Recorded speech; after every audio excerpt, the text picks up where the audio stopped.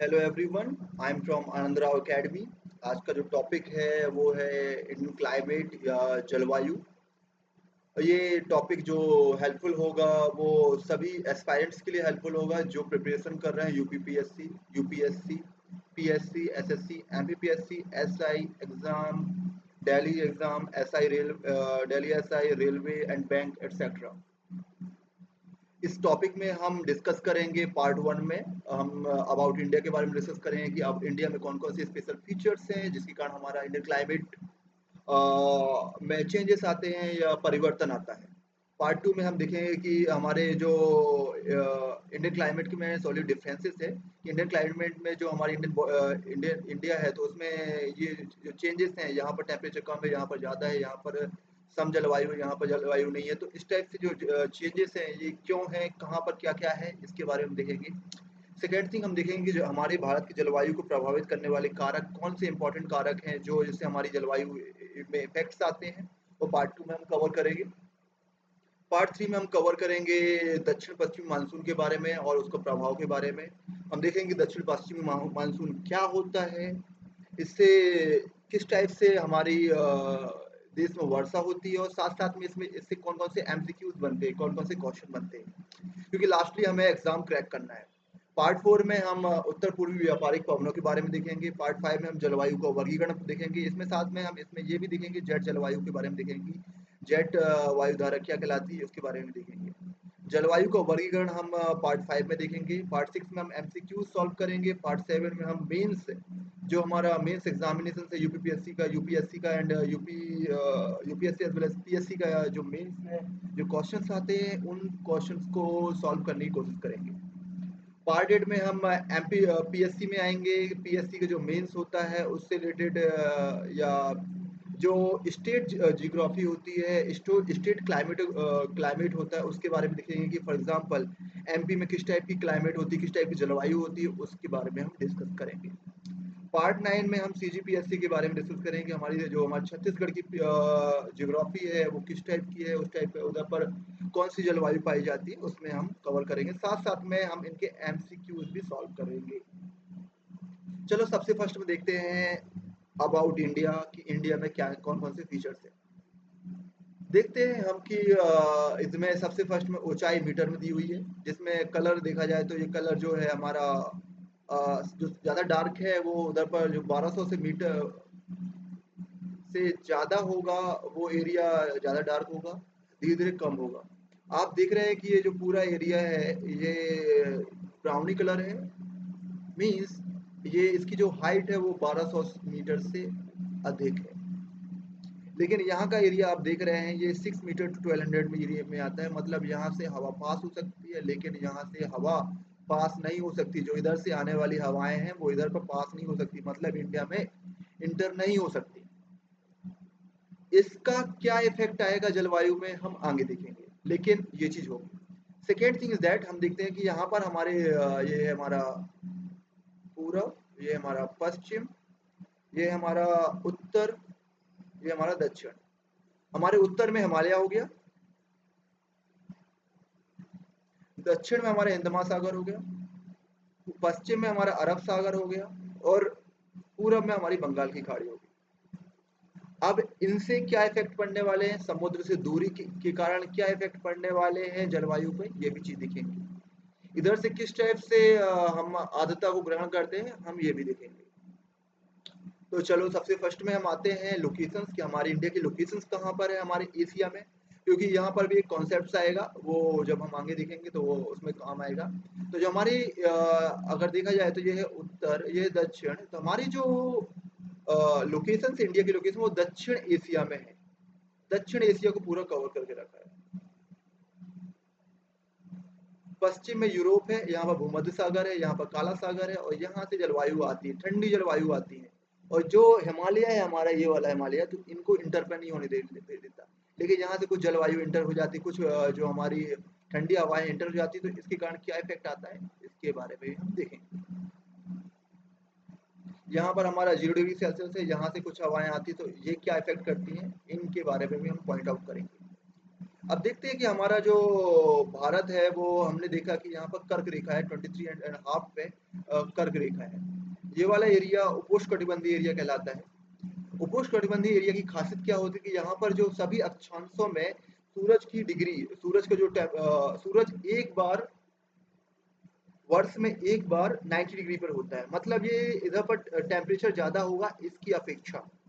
जब 90 डिग्री पर होगा तो यहाँ पर तो जो सूर्य किरणों की इंटेंसिटी होगी, सूर्य किरणों की जो तीव्रता होगी वो थोड़ी सी ज़्यादा होगी। इसके कारण इसको उष्णकटिबंधीय एरिया बोला जाता है। ये वाला एरिया दूसरे कटिबंध से गर्म होता है, ज़्यादा गर्म होता है। हमेशा दो अक्षांशों के बीच का जो एरिया होता है वो कटिबंध कहलाता है। हमारे कर्क रेखा और मकर रेखा के बीच के एरिया को हम उष्णकटिबंधीय एरिया कहलाते बोलते हैं। और हमारी इंडिया की लोकेशन देख रहे हैं आपकी, जो कर्क रेखा है वो 23.5 से ये होते हुए इधर कच्छ के रण से यहाँ पर मिजोरम तक होके जाती है। तो जो भारत को दो भागों में इक्वल 1 और 2 पार्ट्स में डिवाइड करती है। तो उसके हिसाब से जो हमारा ये वाला पार्ट है, नीचे वाला पार्ट वो उष्णकटिबंधीय एरिया में आता है और ऊपर वाला पार्ट उत्तरी शीतोष्णकटिबंधीय एरिया में आता है। मतलब ये वाले एरिया में सूरज वर्ष में एक बार, अगर मेरी लोकेशन यहाँ पर है या मेरी लोकेशन यहाँ पर है या मैं मुंबई पे हूँ या कहीं पर हूँ, तो वर्ष में एक बार सूरज 90 डिग्री पर होगा। ओके, लेकिन राजस्थान तो यहाँ पर है और गर्मी सबसे ज्यादा यहाँ पर पड़ती है। तो क्यों? ये कुछ ऐसे टेक्निकल रीजंस हैं जिसके कारण कुछ कॉन्सेप्ट्स हैं जो वो फेल हो जाते हैं और कुछ अलग चीजें आती हैं, तो उनके बारे में हम डिस्कस करेंगे। तो हमारा ये वाला एरिया उष्णकटिबंधीय एरिया है। भारत की जलवायु बेसिकली मानसूनी जलवायु है। मानसूनी, सेकेंड उष्णकटिबंधीय एरिया, उष्णकटिबंधीय जलवायु है। वाई? क्योंकि आधा आधा भारत बस उष्णकटिबंधीय एरिया में है, पूरा भारत नहीं है। लेकिन क्यों है इसके बारे में हम आगे डिस्कस करेंगे। सेकेंड पार्ट में आपको सभी चीजें क्लियर होंगी। अभी हम अक्षांश के बारे में डिस्कस करेंगे। अक्षांश के कारण क्या प्रॉब्लम्स आती हैं, अक्षांश क्या होती है, सबसे फर्स्ट में देखते हैं। तो हम अक्षांश देखते हैं जैसे हमारे 0 डिग्री सेल्सियस में जो हमारा व्रत है, विषुवत व्रत, इसके जो पैरेलल समानांतर रेखाएं होंगी वो अक्षांश रेखाएं कहलाएंगी। ये पर डिग्री सेल्सियस में होती है, पर डिग्री में होती है, एक एक डिग्री में। ये अप्रोक्सीमेटली 90 यहाँ पर होती है, 90 यहाँ पर होती है। मतलब टोटल 181 विषुवत व्रत के साथ होती हैं। लेकिन हम इसको लेते नहीं है, इन दोनों को नहीं लेते, जिसके कारण हमारी टोटल अक्षांश व्रत जो होते हैं 179 होते हैं। इस विषुवत व्रत के ऊपर वाला एरिया उत्तरी गोलार्ध बोला जाता है। और ये अगर हम अभी गोलार्ध में डिवाइड करें इसको, तो उत्तरी गोलार्ध है जो विषुवत के ऊपर वाला एरिया है, और नीचे वाला जो दक्षिणी गोलार्ध होगा। दक्षिणी गोलार्ध में मकर रेखा पाई जाती है, उत्तरी गोलार्ध में कर्क रेखा पाई जाती है।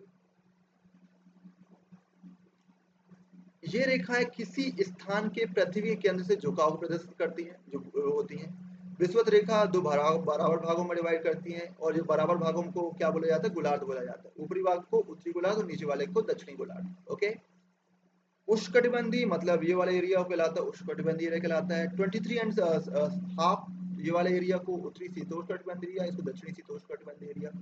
हम जो पाए जाते हैं वो हम यहाँ पर पाए जाते हैं, हम उष्णकटिबंधीय एरिया और उत्तरी शीतोष्णकटिबंधीय एरिया में। उत्तरी शीतोष्णकटिबंधीय एरिया में जो हमारी सूर्य की किरणें होती हैं वो लंबवत ना पड़ के तिरछी पड़ती हैं, जिसके कारण यहाँ का टेम्परेचर थोड़ी सा कम होता है। और दक्षिणी शीतोष्णकटिबंधीय एरिया में लंबवत पड़ती है, इसी कारण यहाँ का टेम्परेचर थोड़ी सा ज्यादा होता है। प्रति 1 डिग्री पर जो एक अक्षांश निर्मित होती है। जैसे जैसे हम ऊपर जाते हैं अक्षांश वृत्त का आकार छोटा होता जाता है। जैसे ये है, ये 0 डिग्री पर है, जैसे जैसे ऊपर जाएंगे अक्षांश वृत्त का आकार छोटा होता जाएगा। टोटल अक्षांश जो वृत्त हैं वो यहाँ पर 90 होंगे। उत्तरी गोलार्ध में अक्षांश निर्मित होते हैं जो 90 होंगे। ये एक हो गया और ये अगेन 90। दक्षिण गोलार्ध में 90 और ये टोटल अक्षांश जो हो गए वो 180 हो गए, 181 हो गए। लेकिन जो हमारा ये ध्रुवीय व्रत वाले होंगे इनको हम कैलकुलेट नहीं करते, इसी कारण हम टोटल हो जाते हैं। ध्रुवीय अक्षांश व्रतों को हम कैलकुलेट नहीं करते, इसी कारण 179 हो जाते हैं, 181 - 2। अब हम आते हैं देशांतर के बारे में। हम देशांतर को देखेंगे कि देशांतर क्या होते हैं। बेसिकली इनको काल्पनिक अर्धव्रत बोलते हैं। इनकी टोटल जो क्वांटिटी होती है वो 360 होती है। हमारे अक्षांश व्रत 90, हमारे देशांतर 360 होते हैं। 180 दिस वे, 180 दिस वे और 0 डिग्री ग्रीनविच। 0 डिग्री को वो जो यूके के इधर से होके जाती है, यूके है तो यहाँ पर एक ग्रीनविच वाला एरिया है जिसको बोलते हैं ग्रीनविच स्थान से होके जाती है, इसी कारण इसको ग्रीनविच रेखा भी बोलते हैं, जिसे मानक यमयोत्तर यथा प्रधान यमयोत्तर भी बोला जाता है। इस रेखा को मानक यमयोत्तर, प्रधान यमयोत्तर भी बोला जाता है। 0 डिग्री देशांतर से, ये 0 डिग्री है, इधर से हम पूर्व पे जाएं, ये पूर्व है, ये पश्चिम है, ये उत्तर है, ये दक्षिण है। 0 डिग्री देशांतर से 180 तक हम जाते हैं, जैसे ही 180 तक जाते हैं तो ये पूर्वी गोलार्ध कहलाएगा। ये पूरा एरिया पूर्वी गोलार्ध कहलाएगा। और हम जैसे ही 0 डिग्री से पश्चिम दिशा में 180 तक जाते तो ये पश्चिमी गोलार्ध कहलाएगा।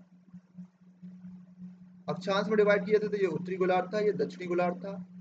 जब देशांतर के हिसाब से डिवाइड किए गए तो एक पूर्वी गोलार्ध में 180 देशांतर होते हैं। ये पूर्वी गोलार्ध है। ओके, कर्क वृत्त का भाग पश्चिम में कच्छ के रन से, यहाँ पर देखा जाए तो ये हमारा भारत है, तो यहाँ भारत में कच्छ के रन से लेकर मिजोरम से होकर गुजरती है। देश का आधा भाग कर्क वृत्त के ऊपर दक्षिण में स्थित है तथा इसको उष्णकटिबंधीय एरिया कहते हैं, और कर्क वृत्त के ऊपर वाला भाग उपोष्णकटिबंधीय एरिया कहलाता है। भारत की जलवायु उष्णकटिबंधीय जलवायु एवं उपोष्णकटिबंधीय जलवायु दोनों विशेषताएं हैं। इसमें हमारा जो भारत है इसमें दोनों उष्णकटिबंधीय जलवायु और उपोष्णकटिबंधीय जलवायु की विशेषताएं, दोनों विशेषताएं हैं, क्योंकि ये बीच में स्थित है। इसमें अब हम देखेंगे कि क्वेश्चन कैसे बन सकते हैं कि भारत की जलवायु क्या है। वो भारत की जलवायु मानसूनी है, मानसूनी जलवायु बोला जाता है, या इसको मेंस में आप यूज कर सकते हैं कि अगर जलवायु के बारे में पूछे 3 अंक के क्वेश्चन में तो आप देख सकते हैं कि मानसूनी जलवायु का शाब्दिक अर्थ क्या होता है, मतलब एक वर्ष के दौरान वायु की दिशा के अनुसार परिवर्तन को मानसूनी जलवायु बोला जाता है। ये क्वेश्चन बनता है। Thank you so much for watching this video. Next video में हम जलवायु को प्रभावित करने वाले कारक को देखेंगे, तो आप कंटिन्यूसली वॉच करते रहिए। Thank you so much and subscribe कीजिए आनंद राव अकेडमी।